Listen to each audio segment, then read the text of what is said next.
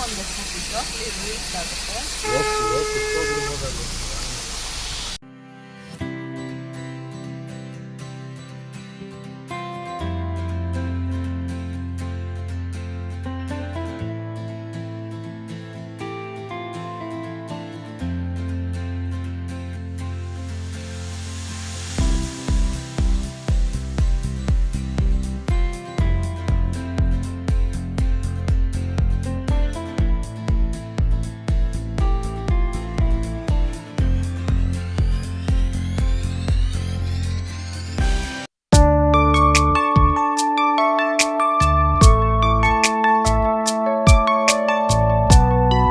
Hi, welcome back to my YouTube channel. ಎಲ್ಲರೂ ಹೆಂಗಿದ್ದೀರಾ? ಚೆನ್ನಾಗಿದ್ದೀರಾ ಅಂದ್ಕೊಂಡಿದ್ದೀನಿ. ನಾನು ಚೆನ್ನಾಗಿದ್ದೀನಿ. ನಾವು ನಮ್ಮ ಜರ್ನಿನ ಮತ್ತೆ ಕಂಟಿನ್ಯೂ ಮಾಡಿದ್ವಿ. ಶೃಂಗೇರಿಯಿಂದ ಹೊರಟು ಶೃಂಗೇರಿಲಿ ದರ್ಶನ ಎಲ್ಲ, ತಾಯಿ ದರ್ಶನ ಎಲ್ಲ ತುಂಬ ಚೆನ್ನಾಗಾಯಿತು. ನೋಡಿ ಹಬ್ಬ ಅಂತ ಅನಿಸೋ ಅಷ್ಟು ಕಣ್ಣಿಗೆ ತಂಪಾಯಿತು. ಸೊ ನಾವು ಸಾಯಂಕಾಲಕ್ಕೆ ಹೊರನಾಡಿಗೆ ಹೋಗ್ಬಿಡೋಣ. ಹೊರನಾಡಿಂದ ದರ್ಶನ ಮುಗಿಸ್ಕೊಂಡು ನಾವು ಧರ್ಮಸ್ಥಳದಲ್ಲಿ ಹೋಗಿ ಸ್ಟೇ ಆಗಬೇಕು ಅಂತ ಪ್ಲ್ಯಾನ್ ಇದ್ದಿತ್ತು. ಸೊ ಅದಕ್ಕೆ ಹೊರನಾಡಿಗೆ ಎಷ್ಟು ಬೇಗ ಆಗುತ್ತೋ ಅಷ್ಟು ಬೇಗ ಹೋಗೋಣ ಅಂದ್ಬಿಟ್ಟು ಮತ್ತೆ ಶುರು ಮಾಡಿದ್ವಿ ಜರ್ನಿನ. ಸೊ ಮಧ್ಯದಲ್ಲಿ ಗೂಗಲ್ ಮ್ಯಾಪ್ ಹಾಕ್ಕೊಂಡಿದ್ವಿ. ಸೊ ಗೊತ್ತಾಗಿಲ್ಲ, ಒಂದು ಕಡೆ ಎರಡೆರಡು ರೂಟ್ ತೋರಿಸ್ತಾ ಇತ್ತು. ನಾವು ಒಂದು ಕಡೆ ಯಾವ ಕಡೆ ಹೋಗುತ್ತೋ ಆ ಕಡೆ ಹೋಗೋಣ ಬಿಡು ಅಂತ ಒಂದು ಕಡೆ ಹೋಗ್ಬಿಟ್ವಿ. ಬಟ್ ಆ ರೋಡು ಸುಮಾರು ಒಂದು 4-5 ಕಿಲೋಮೀಟ್ರಷ್ಟು ಆ ರೋಡು ಸಿಕ್ಕಾಬಟ್ಟೆ ಹಾಳಾಗೋಗಿತ್ತು. ಮತ್ತು ನಮಗೆ ಆಪೋಸಿಟಲ್ಲಿ ಯಾವ ಗಾಡಿ ಸಹ ಬರ್ತಾ ಇರಲಿಲ್ಲ.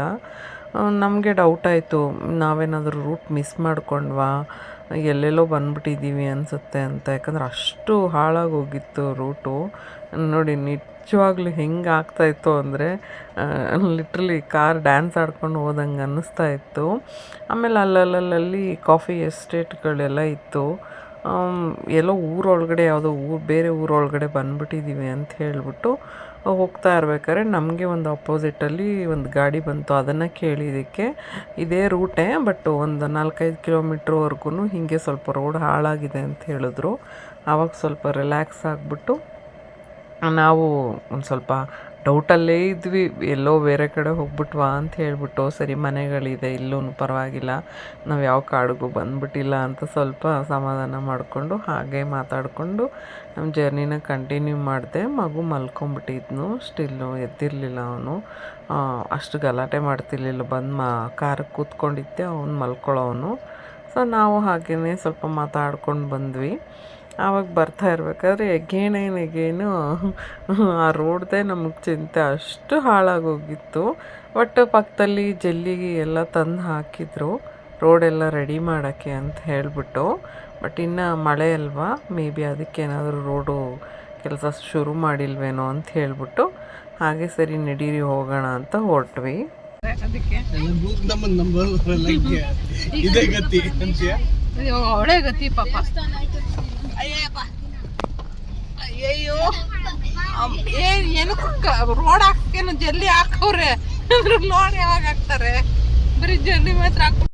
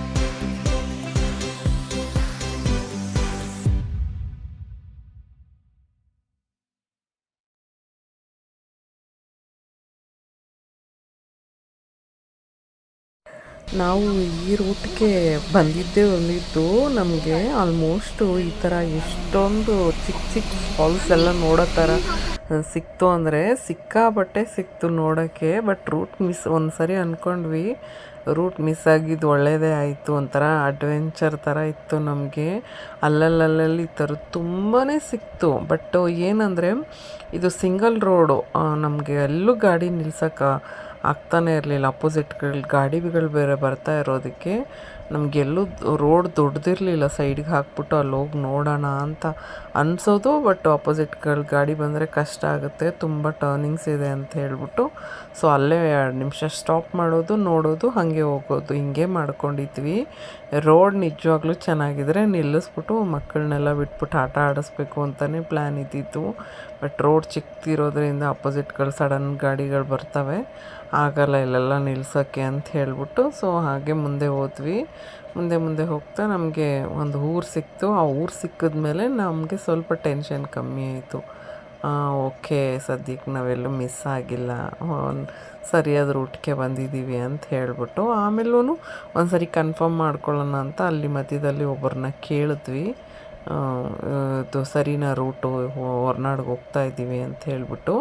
ಇಲ್ಲ ಸರಿ ಇದೆ ರೂಟು, ಬಟ್ ಈ ರೂಟಲ್ಲಿ ಹೋದರೆ ನಾವು ಹೇಳ್ತಾ ಇದ್ದೀವಿ ಈ ರೂಟಿಗೆ ಹೋಗಿ, ಈ ರೂಟ್ಗೆ ಹೋದರೆ ಇನ್ನೂ ಸ್ವಲ್ಪ 8 ಕಿಲೋಮೀಟರ್ಸ್ ಜಾಸ್ತಿ ಆಗುತ್ತೆ ಅಂತ ಹೇಳಿದ್ರು. ಮತ್ತು ಅವ್ರು ಹೇಳಿದ ರೂಟ್ಗೆ ನಾವು ಹೋದ್ವಿ. ಆಮೇಲಿಂದ ನಮ್ಮ ಗಾಡಿ ಮುಂದೆನೂ ಗಾಡಿಗಳು ಹೋಗೋಕ್ಕೆ ಸ್ಟಾರ್ಟ್ ಆಯಿತು. ಸೊ ಸರಿ ಹೋಗ್ತಾ ಇದ್ದೀವಿ ಅಂತ ಹೇಳಿದ್ವಿ. ಬಟ್ ನೋಡೋಕ್ಕೆ ಮಾತ್ರ ತುಂಬಾ ಚೆನ್ನಾಗಿತ್ತು, ಕಣ್ಣಿಗೆ ತಂಪಾಗಿತ್ತು. ಸಾಯಂಕಾಲ ಟೈಮ್ ಬೇರೆ ಅಲ್ವಾ, ಅಷ್ಟು ಬಿಸಿಲೇನಿರಲಿಲ್ಲ. ಆಮೇಲೆ ಎಲ್ಲ ಕಡೆ ಹಸ್ರಾಗಿರುತ್ತೆ. ನಮಗೆ ಬೆಂಗಳೂರವ್ರಿಗೆ ಇದನ್ನು ನೋಡಿದ್ರೇ ವಾವ್, ಇಲ್ಲಿರೋರು ಹೆಂಗಿರ್ತಾರೆ, ಅಷ್ಟು ಚೆನ್ನಾಗಿರ್ತಾರೆ ಅಲ್ವಾ ಅನಿಸುತ್ತೆ. ಅದರಲ್ಲೂ ಟೀ ಎಸ್ಟೇಟು, ಕಾಫಿ ಎಸ್ಟೇಟು, ಅಲ್ಲಲ್ಲಿ ಬರ್ತಾ ಇದ್ದಿದ್ದು ಒಂದೊಂದು ಪುಟ್ಟ ಮನೆ, ಅಲ್ಲಲ್ಲಿ ಒಂದೊಂದು ದೇವಸ್ಥಾನ, ಅದೆಲ್ಲ ನೋಡ್ತಾ ಇದ್ದರೆ ಎಷ್ಟು ಚೆನ್ನಾಗಿತ್ತು ಅಂತ ಹೇಳಿದ್ರೆ ಬೆಂಗಳೂರು ಲೈಫೇ ಬೇಡ ಅನಿಸ್ಬಿಡುತ್ತೆ ಒಂದೊಂದು ಸರಿಗೆ. ಇನ್ನು 10 ಕಿಲೋಮೀಟರ್ ಕಿಶೋರ್ ಹೊರನಾಡು.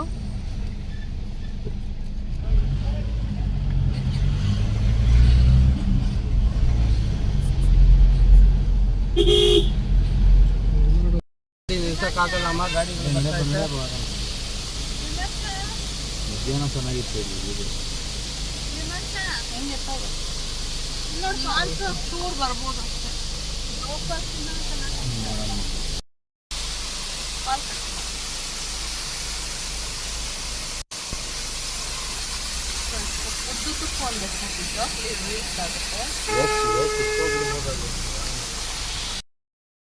ಲಿಟ್ರಲಿ ಆ ಫಾಲ್ಸ್ ಹತ್ರ ನಿಲ್ಲಿಸ್ಬೇಕು ಅಂತ ಸೈಡಿಗೆ ಹಾಕಿದ್ವಿ. ಕರೆಕ್ಟಾಗಿ ನಮ್ಗೆ ಅಪೋಸಿಟ್ಗೆ ಗಾಡಿ ಬಂದುಬಿಡ್ತು, ನಿಲ್ಸೋಕ್ಕಾಗಲಿಲ್ಲ. ನಿಲ್ಸಿದ್ರು 2 ನಿಮಿಷ, ಬಂದು ಹಾರನ್ ಹೊಡಿಯೋಕ್ಕೆ ಶುರು ಹಚ್ಬಿಟ್ರು. ಸೊ 1-2 ನಿಮಿಷ ನೋಡ್ಕೊಂಡು ವೀಡಿಯೋಗೆ ತೊಗೊಂಡು ನಡೀರಪ್ಪ, ಆಗಲ್ಲ ಅಂತ ಹೇಳಿದ್ರು. ಅಷ್ಟಕ್ಕೆ ಮಾತಾಡ್ಕೊಂಡು ಬರೋ ಅಷ್ಟೊತ್ತಿಗೆ ಹೊರನಾಡು ಬಂದೇ ಬಿಡ್ತು. ಅಂತೂ ಇಂತೂ ನಮ್ಮ ಡೆಸ್ಟಿನೇಷನ್ನ ಬಂದು ರೀಚ್ ಆಗೋ ಅಷ್ಟೊತ್ತಿಗೆ ಫುಲ್ಲು ಬೆಟ್ಟ ಕಾಣಿಸ್ತಾ ಇತ್ತು, ಫಾಗ್ ತುಂಬಿಕೊಂಡಿರೋ ಥರ. ಎಷ್ಟು ಚೆನ್ನಾಗಿ ಕಾಣಿಸ್ತಾ ಇತ್ತು ಅಂದರೆ ಸಖತ್ತಾಗಿತ್ತು ಮಾತ್ರ. ಎಂಟ್ರೆನ್ಸ್ಗೆ ವಾವ್ ಅನ್ನೋ ಥರ ಇತ್ತು. ಹಾಗೆ ಮುಂದೆ ಹೋಗ್ತಾ ಇರಬೇಕಾದ್ರೇ ನಿಮಗೆ ಅಲ್ಲಿ ಅಕ್ಕಪಕ್ಕದಲ್ಲೆಲ್ಲ ನಿಮ್ಗೆ ಸ್ಟೇ ಮಾಡ್ಕೊಳ್ಳೋಕ್ಕೆ ರೂಮ್ಸ್ ಎಲ್ಲ ಸಿಗುತ್ತೆ. ಬಟ್ ನಾವೇನು ರೂಮ್ಸ್ ಏನು ಬುಕ್ ಮಾಡ್ಕೊಂಡಿರಲಿಲ್ಲ, ಯಾಕಂದರೆ ನಾವಿಲ್ಲಿ ಸ್ಟೇ ಆಗೋ ಪ್ಲ್ಯಾನ್ ಏನು ಇರಲಿಲ್ವಲ್ಲ. ಸೊ ಅದಕ್ಕೆ. ಬಟ್ ಕಿಶೋರು ಫಿಕ್ಸ್ ಆಗಿಬಿಟ್ಟಿದ್ರು, ಈ ಬೇಗ ಹೋದ್ರೇ ಹೋಗೋಕ್ಕಾಗೋದು, ಬೆಳಕಿದ್ರೆ ಇಲ್ಲ ಅಂತ ಹೇಳಿದ್ರೆ ಅಷ್ಟು ಕರ್ವಲ್ಲಿ, ಅಷ್ಟು ಘಾಟ್ಸಲ್ಲಿ ನನಗೆ ಗಾಡಿ ಓಡ್ಸೋಕ್ಕಾಗಲ್ಲ ಅಂತ ಅವ್ರು ಫಿಕ್ಸ್ ಆಗಿಬಿಟ್ರು ಆಲ್ರೆಡಿ. ಯಾಕಂದ್ರೆ ನಾವು ಇಲ್ಲಿ ಬರೋ ಅಷ್ಟೊತ್ತಿಗೆ 6:30 ಮೇಲೆ ಆಗ್ತಾ ಬಂತು. ಸೊ ಅದಕ್ಕೆ ಆಗಲ್ಲ, ಸ್ಟೇ ಆದರೆ ಇಲ್ಲೇ ಸ್ಟೇ ಆಗೋಣ, ಒಂದು ಸರಿ ದೇವಸ್ಥಾನಕ್ಕೆ ಹೋಗಿ ಬಂದ್ಬಿಡೋಣ, ಆಮೇಲೆ ನೋಡೋಣ ಅಂತ ಬಂದ್ವಿ.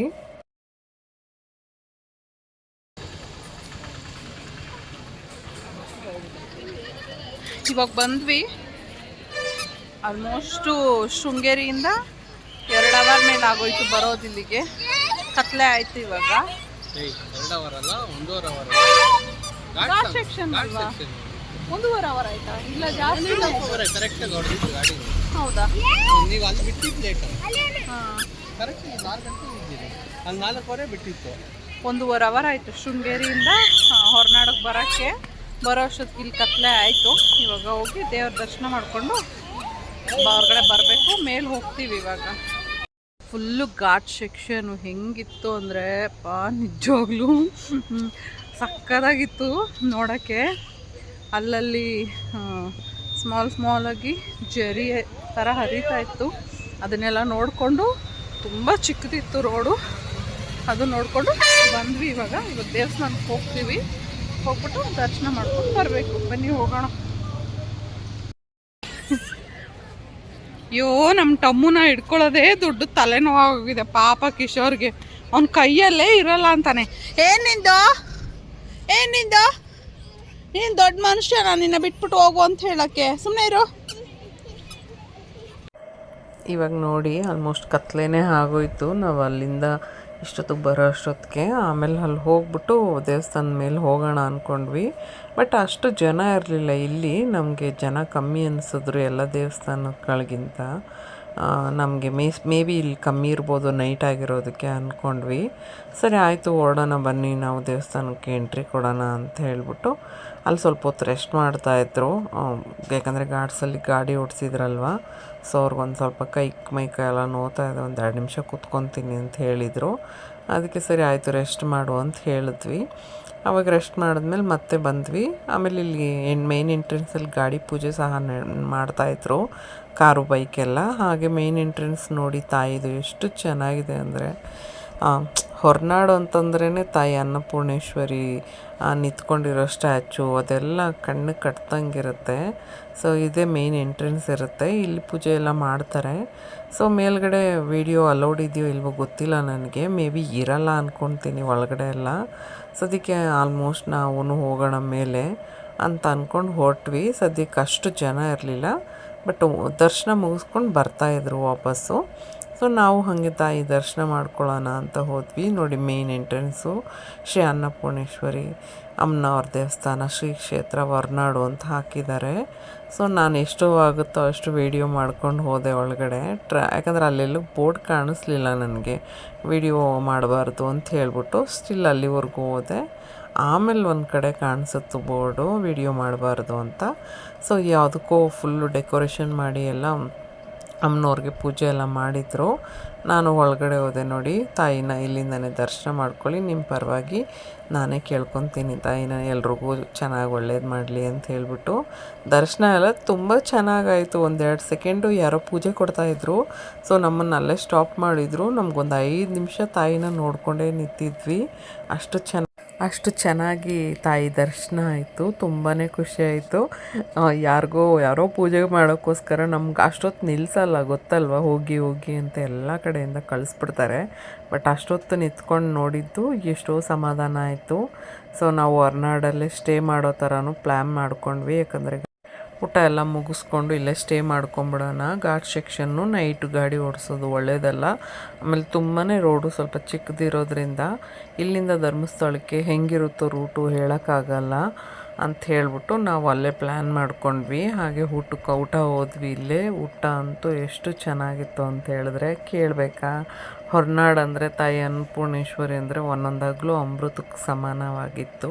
ಸೊ ಅಲ್ಲೋಗಿ ನಮ್ಮ ಊಟ ಎಲ್ಲ ಮುಗಿಸ್ಕೊಂಡು ಮತ್ತು ನಮ್ಮ ಹೋಟೆಲ್ ರೂಮ್ಗೆ ಹೋಗಿ ಮಲ್ಕೊಂಡ್ವಿ. ಸೊ ಈ ವ್ಲಾಗ್ನ ಇಲ್ಲೇ ಎಂಡ್ ಮಾಡ್ತಾಯಿದ್ದೀನಿ. ನನ್ನ ವಿಡಿಯೋ ಇಷ್ಟ ಆದರೆ ಶೇರ್ ಮಾಡಿ, ಲೈಕ್ ಮಾಡಿ, ಕಮೆಂಟ್ ಮಾಡಿ, ಹಾಗೆ ಸಬ್ಸ್ಕ್ರೈಬ್ ಮಾಡ್ಕೊಳ್ಳಿ.